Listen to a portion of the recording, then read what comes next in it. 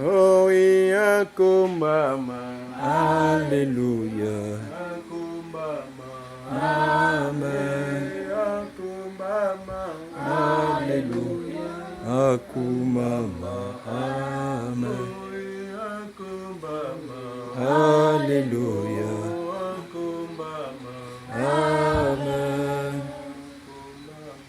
Alléluia. Le Seigneur, notre Père Céleste, notre Seigneur, notre Dieu, nous te sommes infiniment reconnaissants sur la grâce et le privilège que tu nous as fait encore d'être ton parmi les vivants.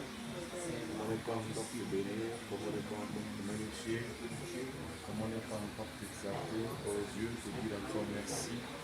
Merci pour ce moment que tu as rendu propice en ce matin. Que ton nom soit élevé, béni au de gloire de l'instant-ci. Donc, l'appelons en preste grâce, ta volonté, ton amour, ta puissance et ta présence. Conduis-nous en toutes choses, ô Dieu, ce matin. Manifeste ta grâce, ta volonté, ton amour et ta puissance, ta présence et ton feu divin, ô Dieu, à qui il vient nous, Père Céleste. C'est toi qui as les paroles de la vie, ô Dieu. Je m'attends qu'à toi pour que nos forces puissent encore se renouveler. Dieu est puissant au cœur de la vie, sénateur de tout don excellent et parfait que jamais vous avez. À toi je me remets, est-ce que ta volonté au nom de Jésus-Christ. Seigneur Jésus, merveilleux roi, tu es mon Dieu et mon rocher. Laisse-moi me cacher en toi, toi tu es aussi près de toi, tu es ma joie, ma forteresse, mon salut, mon espérance, remplis mon cœur d'allégresse de ta divine présence. Tu es ma joie, ma forteresse, mon salut, mon espérance. Remplis mon cœur d'allégresse de ta divine présence. ton amour, ô merveilleux roi, m'ouvre d'abord dessus. Laisse-moi me cacher en toi et t'admirer ainsi près de toi. Tu es ma joie, ma forteresse, mon salut, mon espérance. Remplis mon cœur d'allégresse de ta divine présence. Tu es ma joie, ma forteresse, mon salut, mon espérance. Remplis mon cœur d'allégresse de ta divine présence. De la guerre, où montent les cris de douleur, pour un esprit de colère, tu mets la paix et le bonheur. Tu es ma joie, ma forteresse, mon salut, mon espérance. Remplis mon cœur d'allégresse de ta divine. Tu es ma joie, ma forteresse, mon salut, mon espérance. Remplis mon cœur d'allégresse de ta divine présence. Seigneur, Papa Céleste, Dieu de la vie, nous te sommes infiniment reconnaissants parce que tu as accordé à ta grâce ce matin le fruit de vie. Nous pensons l'humilité, Seigneur de gloire, nous te sommes infiniment reconnaissants. Veux-tu, roi des gloires, prendre, n'est-ce pas, la finance maintenant, ce temps, pour le peu de temps qui est consacré à toi, ô Dieu, en ce jour de résurrection. Nous voulons simplement, ô Dieu, que tu puisses que soit de nous, parce qu'il est écrit là où tu trouveras cette assemblée attendant, tu y seras. Que l'honneur et la gloire pour se te revenir, au nom de Jésus-Christ. Amen.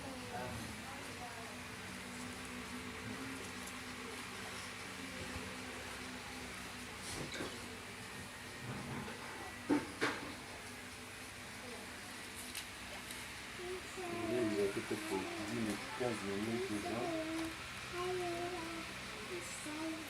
Jean chapitre 16, le boulet de l'enfantement. Oh, ici.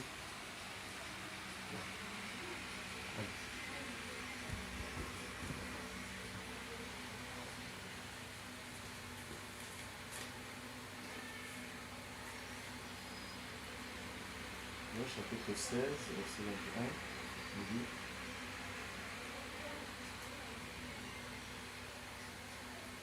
la femme, lorsqu'elle enfante, éprouve de la tristesse parce que son heure est venue. Mais lorsqu'il a donné le jour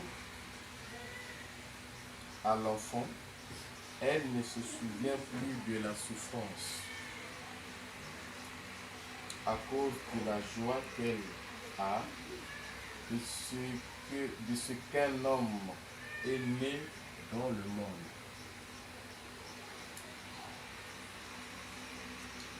Jean chapitre 3.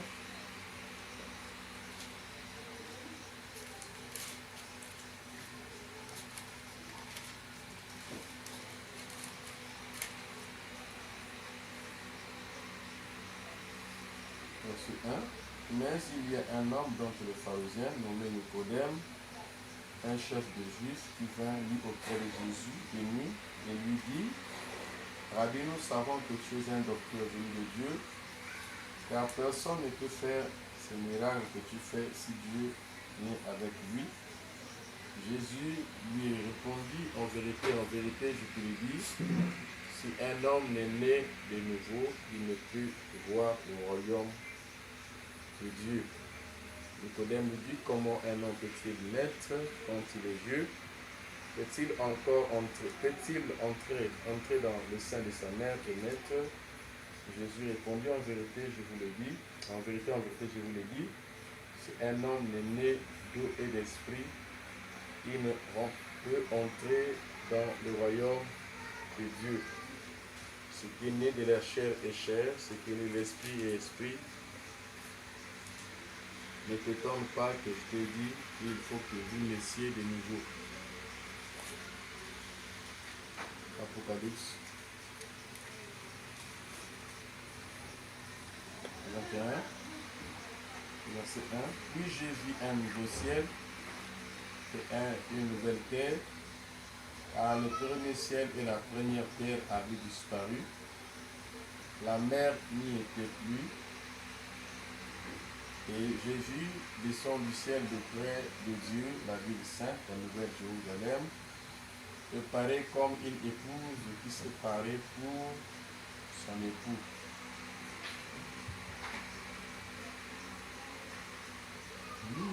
Miséricorde insondable,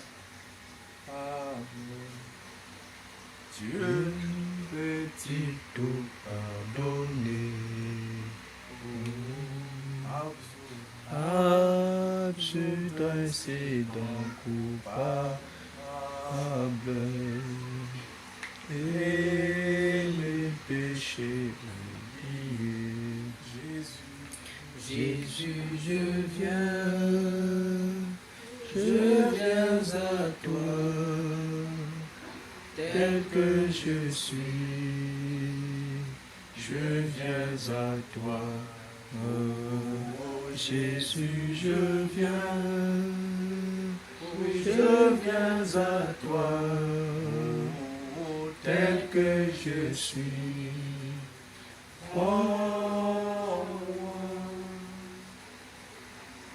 longtemps j'ai loin de sa face, provoquer son sein courroux.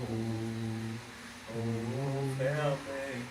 fermez mon cœur à sa grâce, et c'est le Saint devant tous.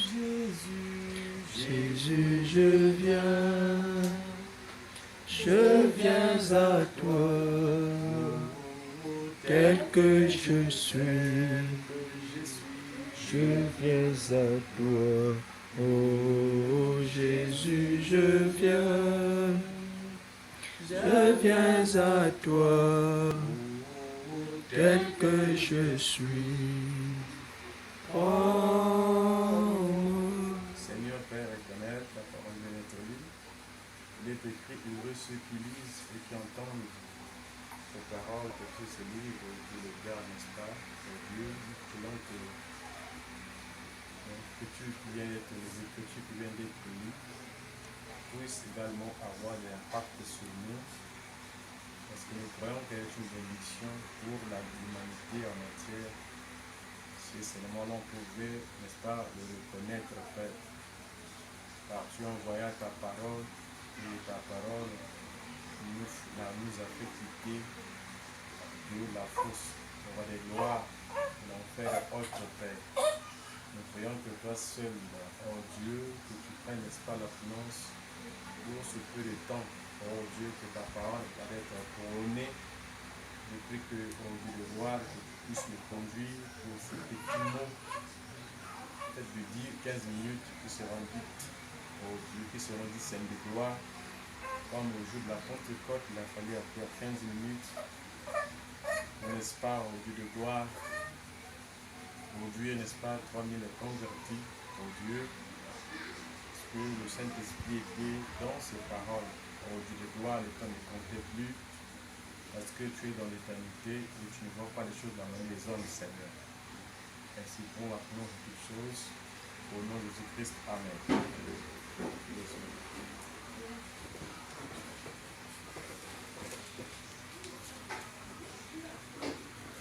Je voulais parler un peu pour 15 minutes, juste une évocation.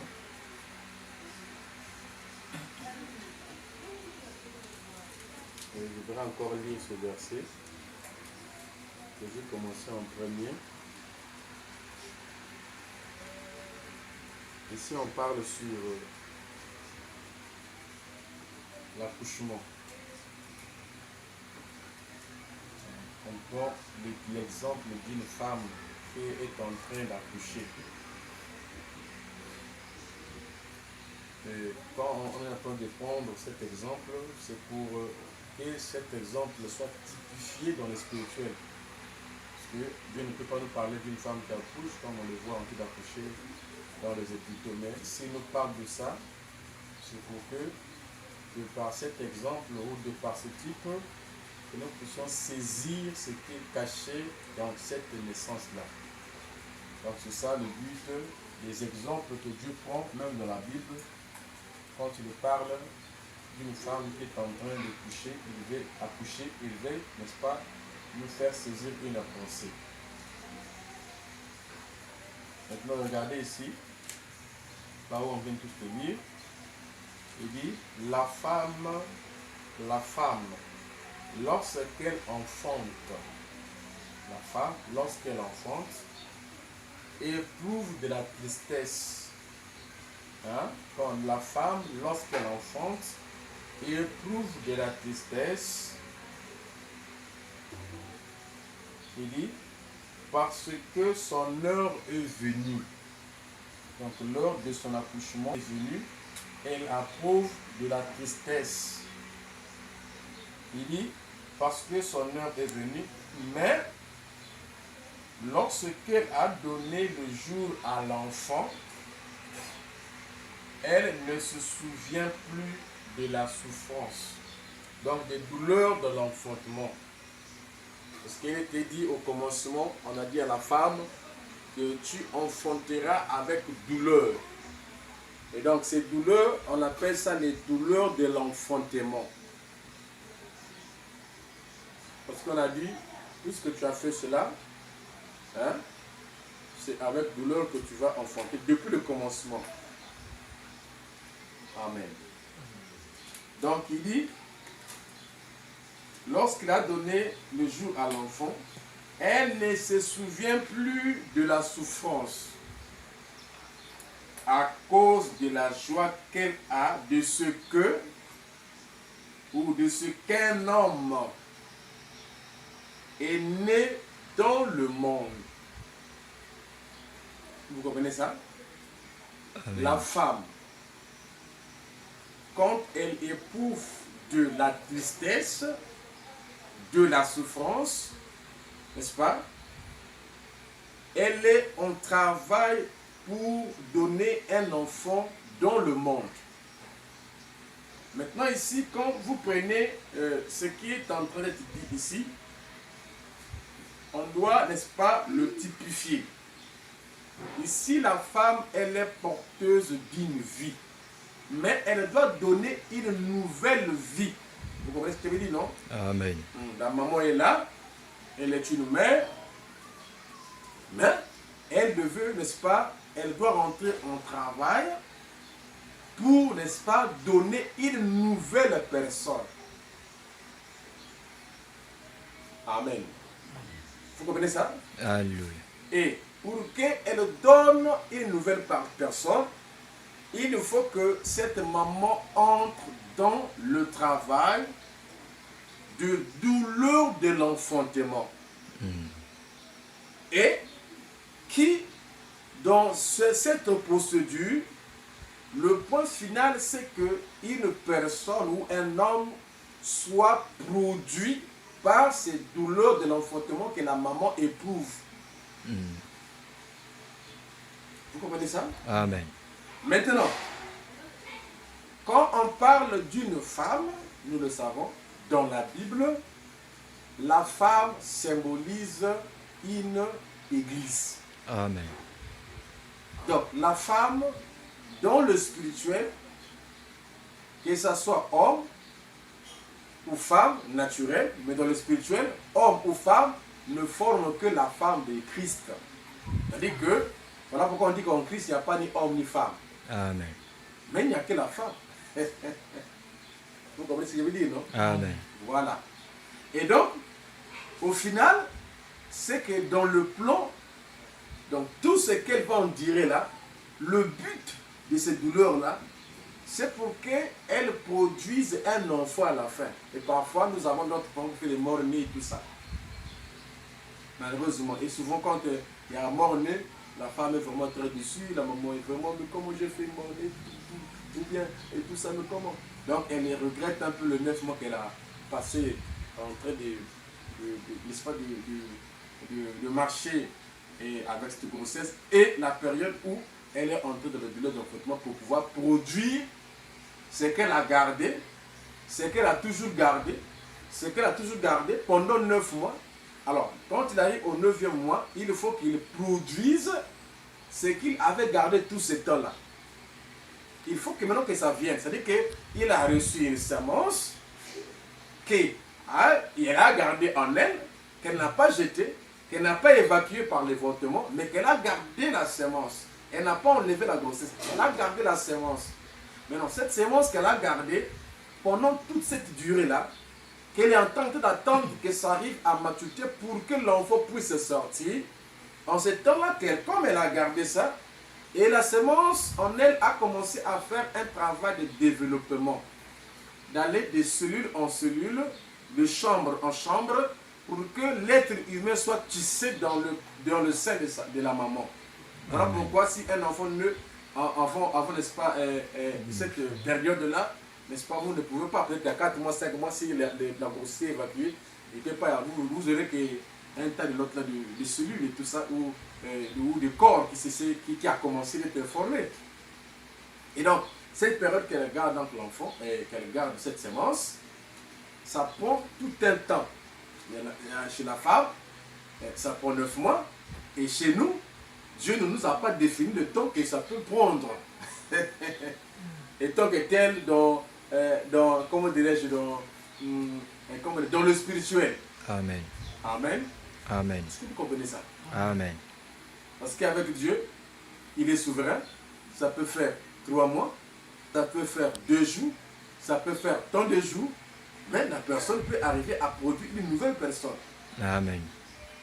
Maintenant, dans cette période-là, comme elle a gardé la semence, donc vous voyez que la première chose à faire chez la femme, c'était de garder la semence, de ne pas évacuer la semence, mais de garder la semence du mari qu'elle a reçu. Et comme la femme c'est l'église, donc l'église reçoit la semence du mari qui est Jésus, donc la parole. Amen. Mais elle ne doit pas évacuer la parole. Voilà pourquoi il n'y a pas beaucoup de nouvelles naissances. C'est parce que les gens, après avoir écouté la parole, ils sont comme des canards. Il va juste faire ça. Brrr. Tout ce qu'elle a écouté, c'est parti. Elle n'a pas pu garder ça. Parce que vous n'aurez pas les effets de la parole si la parole n'est pas gardée. Alors on dit que non, heureux ceux qui entendent et qui lisent et qui gardent. Parce que la parole doit être gardée pour que la parole soit efficace. Amen. Parce que nous savons que ni Satan, ni Dieu, il est impuissant s'il n'y a pas de corps. Dieu comme ça, son corps, Dieu est impuissant, vous ne pouvez pas voir sa puissance. Mais Satan aussi, s'il n'a pas de corps, il ne peut pas voir sa puissance. Vous pouvez voir ce qu'il est, ce qu'il peut faire. Mais pour voir la puissance de Dieu, il faut que Dieu puisse trouver un corps. Amen. Donc quand il trouve un corps, vous pouvez voir donc la puissance de Dieu. Donc quand vous écoutez la parole, elle sort, cette parole est bien puissante, mais pour que sa puissance soit manifeste, il faut que cette parole soit gardée. Maintenant, dès que la parole est gardée, la suite de ce qui va arriver, ça ne dépendra pas de celui qui a gardé, mais ça dépendra de ce qui a gardé en lui qui produira les résultats. Amen. Voilà pourquoi souvent on dit que le message n'est pas difficile, crois seulement.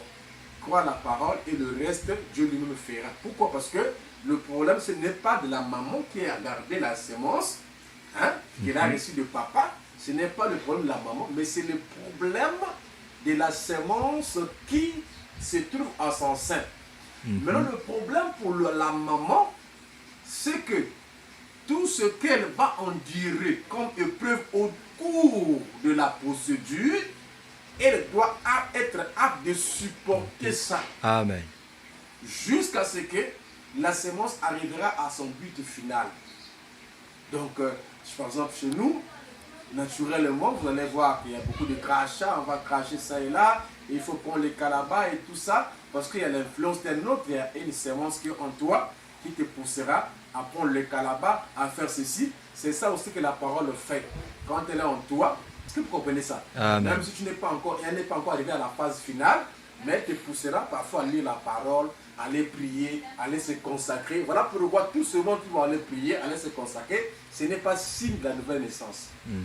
Mais ce sont des indices où la volonté de ce qui est tombé, qui est rentré à l'intérieur, qui est en train de te pousser dans cette soif-là. C'est une influence. C'est déjà bien. Mais ce n'est pas le signe que tu es arrivé.